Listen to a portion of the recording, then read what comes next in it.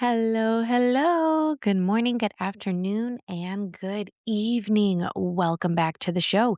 This is the podcast where we talk about true crime, internet chaos, motherhood, emotional damage, and apparently now rabid beavers.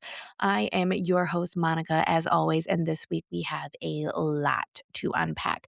We are talking about Pokemon card heist worth $45,000 because apparently holographic Charizards are now somebody's retirement plan. And then we're heading to New Jersey, where a beaver woke up and chose chaos against the entire community. After that, we are diving headfirst into one of the most infuriating Netflix documentaries I've watched in a while. This one is called The Worst Ex Ever, The Deadpool Killer. I'm sure you guys have seen this. It's a guy with face tattoos, like the skeleton mouth, or whatever it is.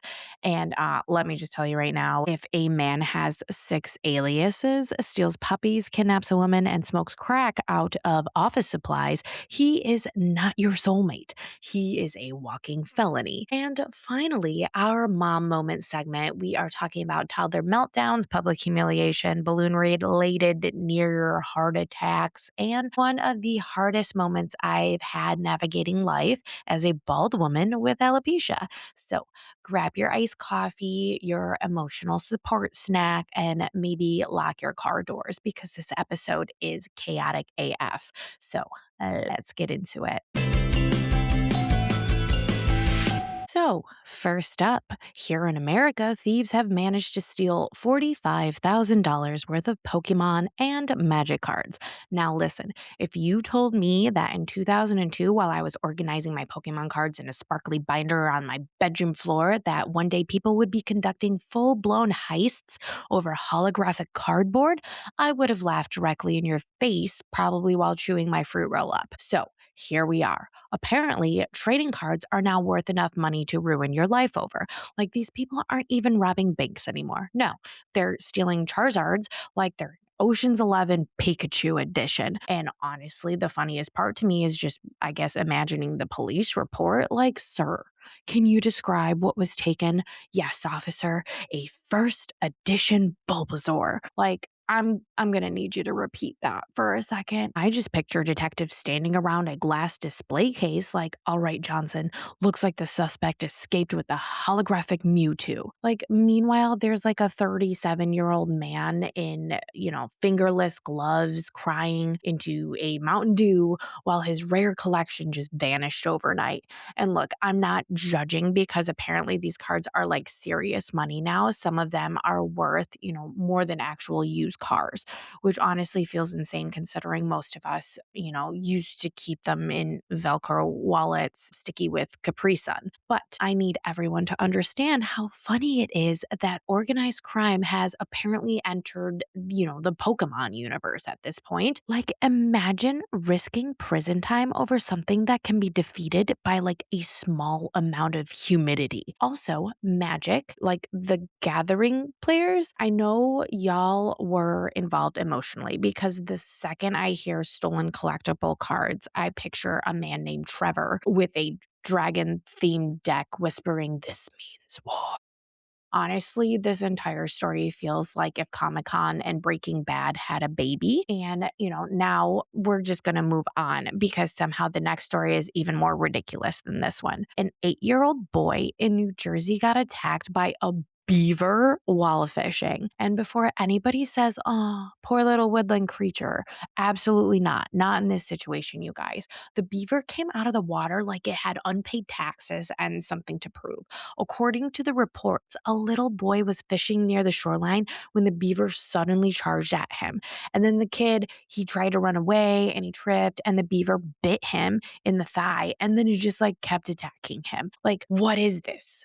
Chronicles of Narnia is happening in like New Jersey or something. Now, thankfully, a family friend jumped in and started kicking the beaver to get it away from the child because apparently this random civilian woke up that day not realizing they'd eventually have to throw hands with an oversized aquatic rodent. Then apparently the beaver had also been circling like other people earlier that day, like acting super aggressive, which honestly sounds less like wildlife behavior and more like the beaver was actively like crashing out. Like, sir, calm down. Nobody wants your dam. You know what I mean?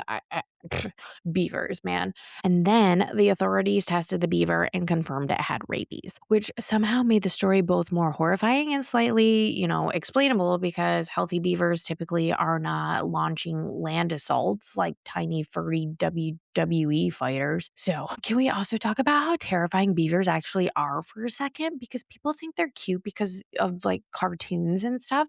Meanwhile, these things can like chew through entire trees with just their teeth. It's almost like nature said, what if we made a rat like with construction equipment or something? Beavers are crazy. And apparently, there's like a video of this attack floating around online, which I absolutely refuse to watch because I already have enough anxiety in my life. I do not need to see footage of a rabid beaver sprinting at a child at full speed. My entire nervous system would just crash before bedtime.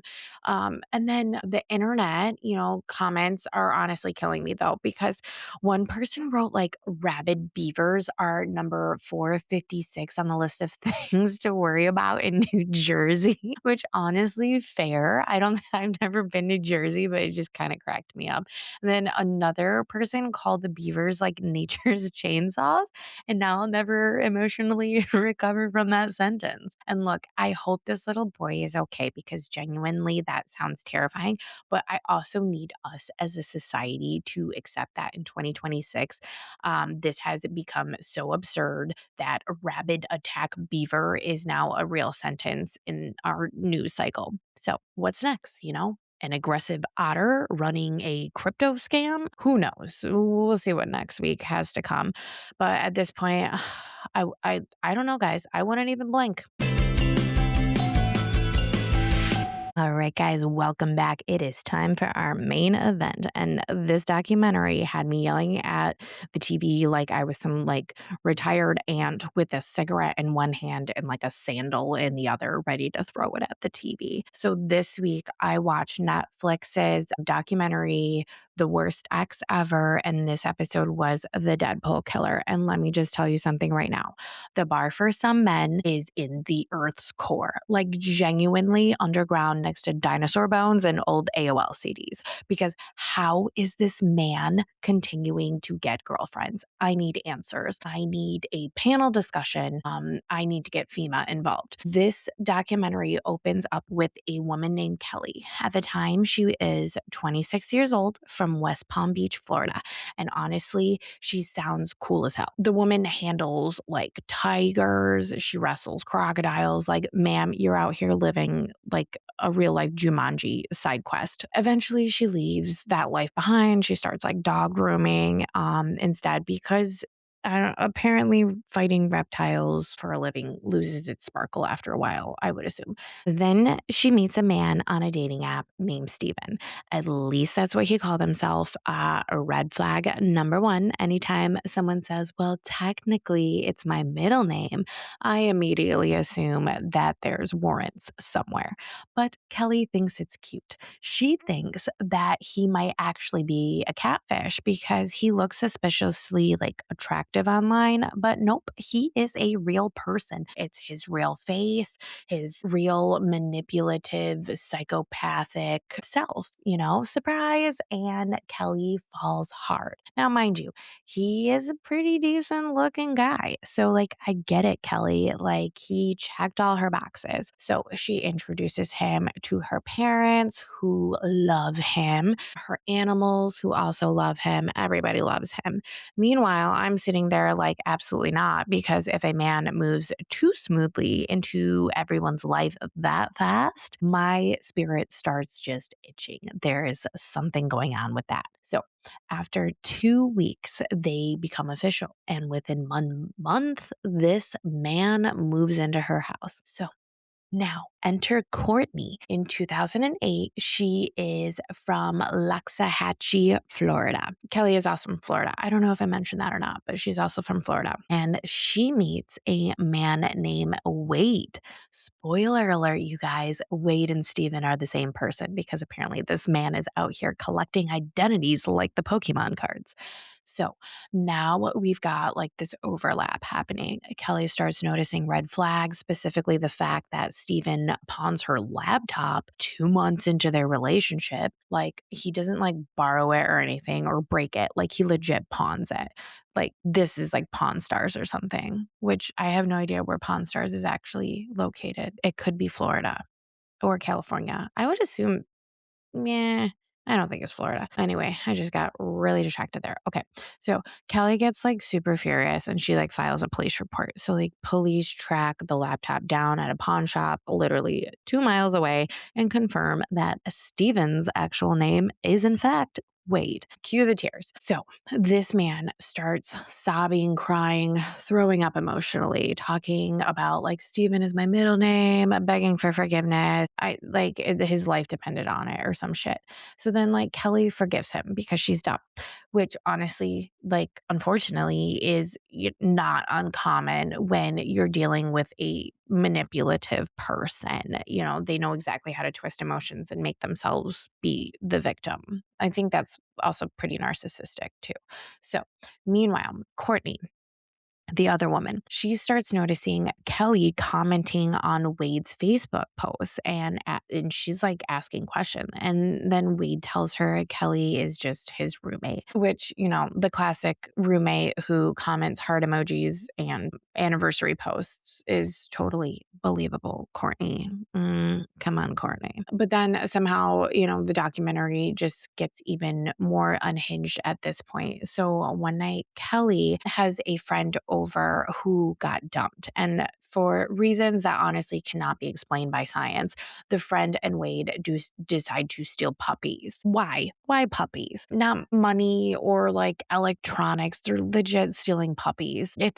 I have no words. Okay. So then they bring these puppies back to Kelly's apartment. Wade then tells them that she should sell the dogs on Craigslist, which is already like the worst sentence I've ever heard today. But then the owner of the dogs, he actually like recognizes Kelly's apartment in the listing photos on Craigslist. And then he calls the police. Like, imagine just scrolling through Craigslist and seeing your stolen puppies like posing in apartment lighting. So the police call Kelly and Wade threatens her and tells her that if she doesn't take the blame, that he's going to kill the pets. And this is what really pissed me off because this man knew exactly what mattered most to Kelly, which was her pets.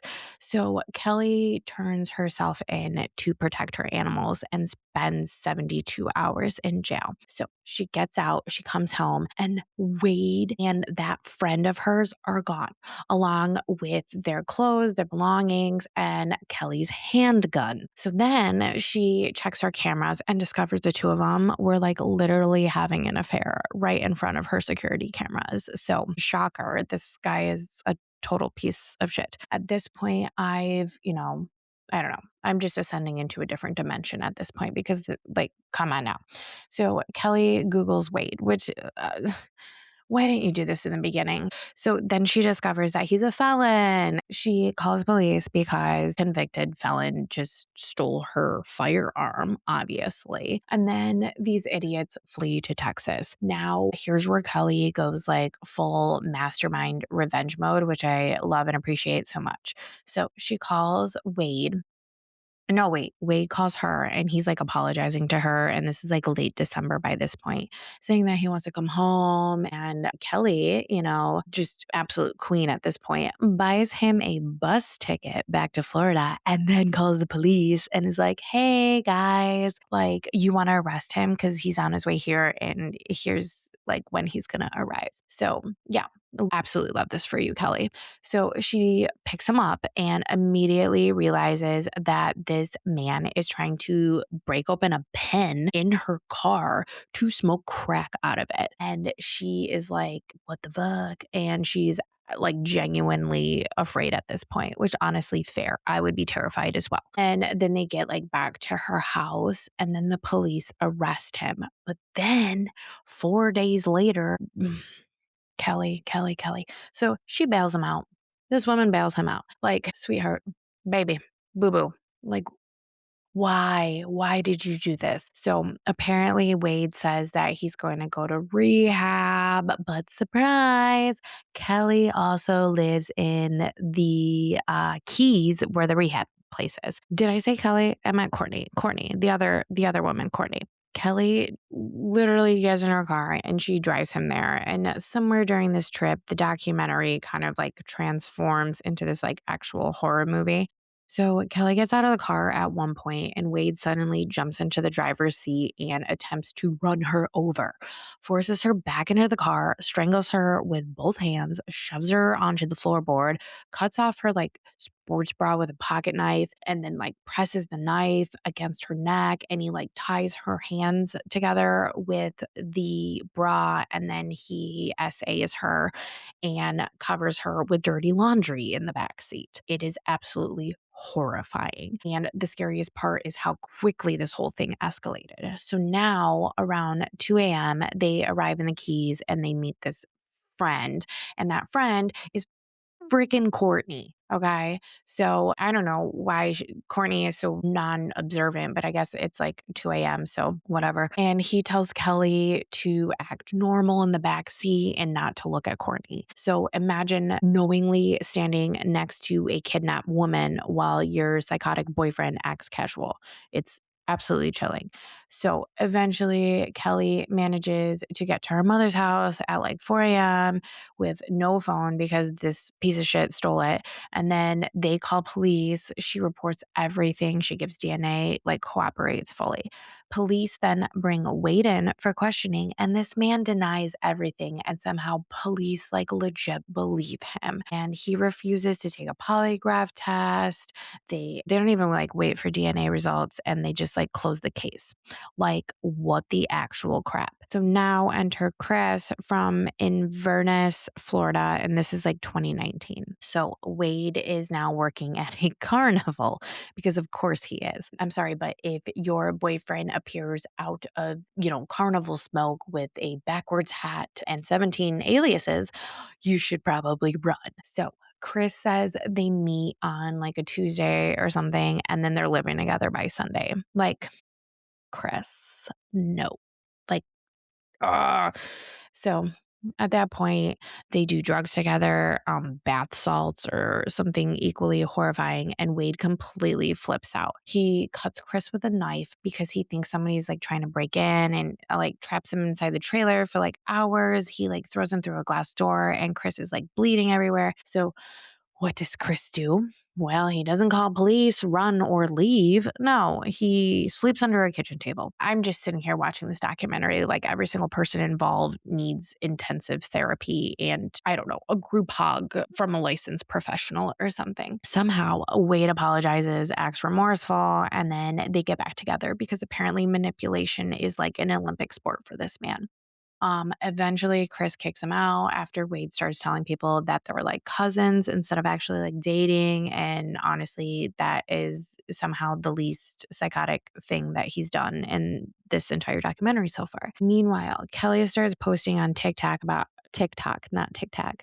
Kelly starts posting on TikTok about what happened to her because like nobody in law enforcement seems interested in protecting women from this man. So then in 2019, Kelly gets a message saying another woman named Mila needs help escaping Wade. So Kelly reaches out and basically says like, please leave before he kills you. And then of course that line gives you chills because you kind of know what's going to happen. So then October 2019 hits and everything just like completely implodes. So police get a call about a man abusing a woman in a parking lot in Fort Myers. It's Wade abusing Mila. He flees. Police later find him with Mila's car, but before they can like detain him, this man literally like stole another car and then like flees again. Well, I don't know. It's like a grand theft auto situation or something. So eventually he ends up driving to some guy named Joshua's business, who quickly realizes that Wade is completely unstable and calls police saying that this man needs to get away from me, like get him away from me. So police start connecting the dots and discover that the vehicle Wade had been driving belongs to a woman named Christine Melton. So they go to her home, but there's like no answer. They break down the door and find that Christine is unalived, strangled, and wrapped in a carpet. And suddenly, both police departments, so now we're in like another city outside of Fort Myers, realize that, I think it's Cape Coral, that they have an actual serial killer situation unfolding in real time. So Mila explains Wade had been abusing her for about 6 months because they bring her in for questioning. The night before, he wanted drugs. So he stole her keys, had someone else drive because apparently this idiot does not know how to drive a stick shift, which is honestly pretty embarrassing for you, Wade. And then the next morning, he shows up in an entirely different vehicle. The other vehicle that he shows up, Christine's vehicle, is a Nissan, and they find 2 cell phones in that car. One of those phones belongs to a missing woman, also recently reported missing, named Diane Ruiz. Wade's own father eventually calls police and tells them like where he is, because Wade actually like admitted to his dad that he had just murdered 2 women. So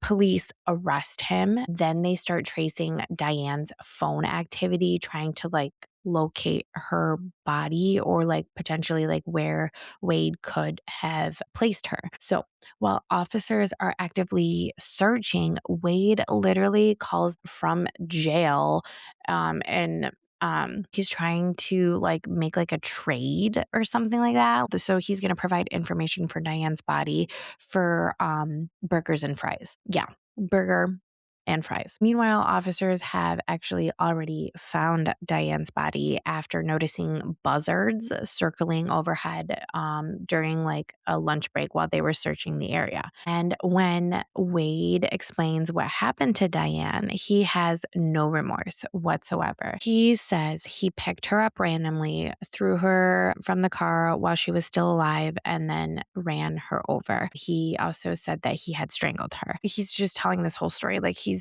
describing how he went grocery shopping or something. Like there was absolutely no emotion, no guilt, there was nothing. And then investigators later confirmed that he did SA Diane after killing her, which absolutely evil. This guy is a complete piece of shit. Once this case hits the media, somehow women are just obsessed with him. They are writing him in prison. Like who are these women? Please stand up, would you? Because hundreds of women were reportedly trying to contact him in jail while he sat there collecting attention like he was some kind of like edgy internet celebrity instead of a legit murderer. And then Wade, he loved it. He absolutely ate this shit up. So he starts changing his appearance a little bit. So he starts like adding tattoos, including a swastika, because apparently he woke up every day and thought, how can I become more horrifying? The trial finally begins in 2024. Wade Wilson is found guilty of first-degree murder and sentenced to death twice. The biggest frustration of this entire documentary is how many chances there were to stop him before multiple women lost their lives. Kelly did everything right. Honestly, she reported him, she gave evidence, she begged for help, and the system failed her. And the detective involved in mishandling Kelly's assault investigation was suspended for only 2 weeks. And as of January 2026, he is still employed by the Palm Beach County Sheriff's Office, which is enraging. So this documentary honestly left me feeling sick because underneath all of that chaos and unbelievable decisions is a very real story about manipulation of violence and how dangerous people are often ignored until it is too late. But also, if a man has 6 aliases, pawns your laptop, steals puppies, smokes crack out of a pen, kidnaps you, and flees police multiple times, this is not your soulmate, okay? This is a deleted scene from Criminal Minds. Welcome back. That last segment was a lot, wasn't it, guys? We are just gonna 180. So this week, my son took over my neighbor's garage sale because honestly, garage sales are toddler's Disneyland. Random objects everywhere, people giving away junk for 50 cents, mystery smells in the air.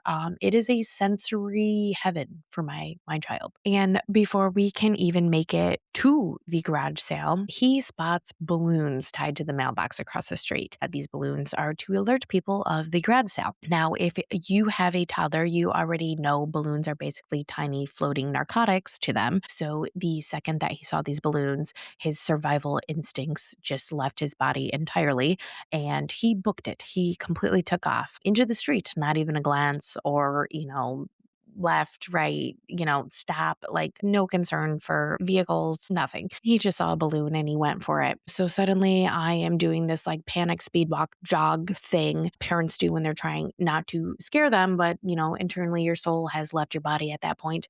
And I swear toddlers move like little drunk raccoons. So 1 second they're next to you and the next they're halfway across the zip code holding a dirty Hot Wheels car that they found in a ditch. Yeah, so we wander around this garage sale, and my son is in full chaos goblin mode. He does not want toys. He doesn't want snacks. He just wants straight freedom. So eventually, I'm like, all right, buddy, we're just going to leave. And he disagreed with me. And the second that I picked him up, he transformed into a screaming rag doll. Yes. Like the full body, trying to slip through my arms, screaming, kicking, crying like I had personally ruined his entire life and stolen his inheritance or something.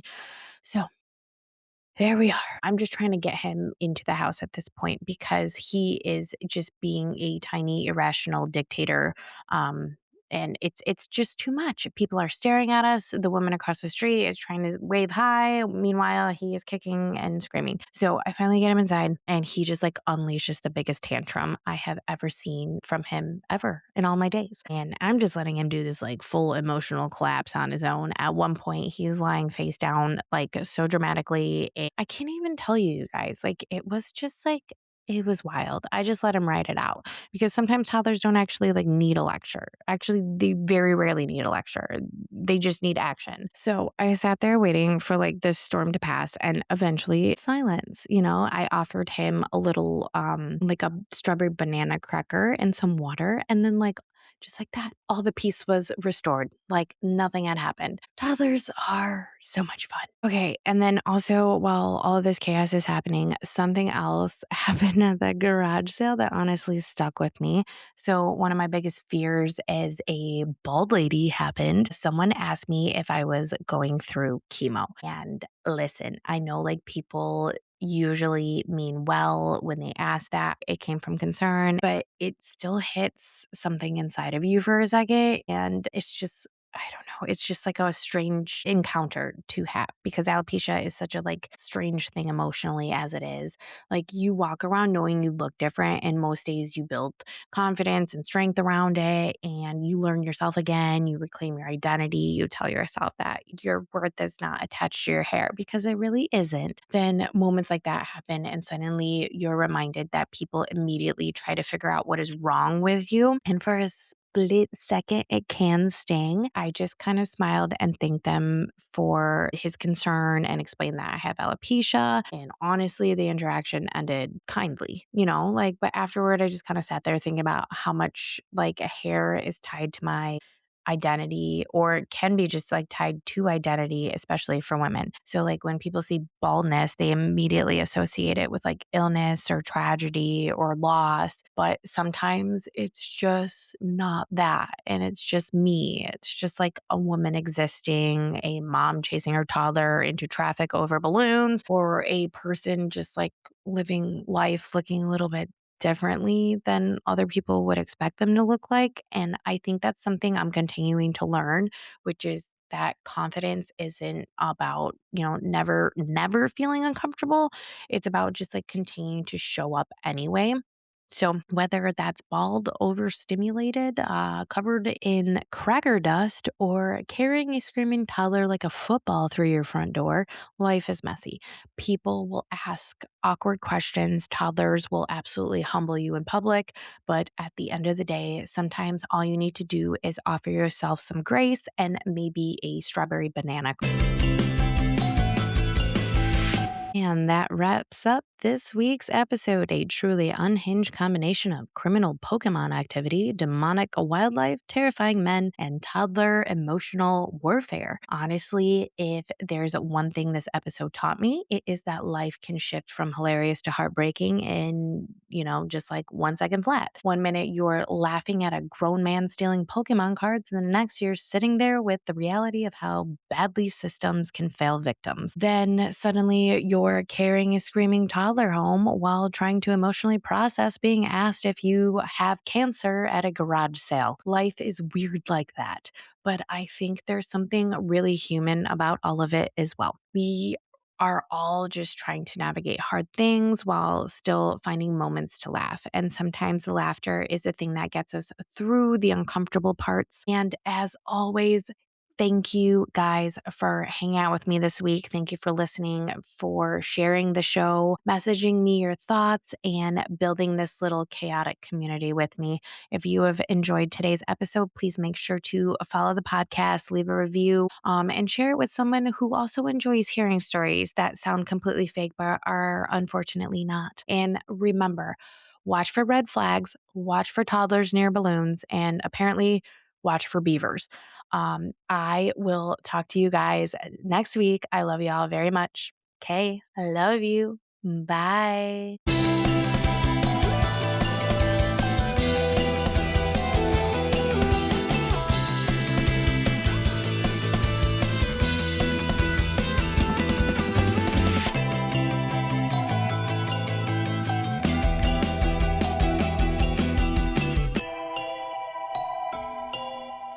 This podcast is for entertainment purposes only. The facts are fuzzy. Our stories and opinions are just that, stories and opinions, not meant to be taken as professional advice.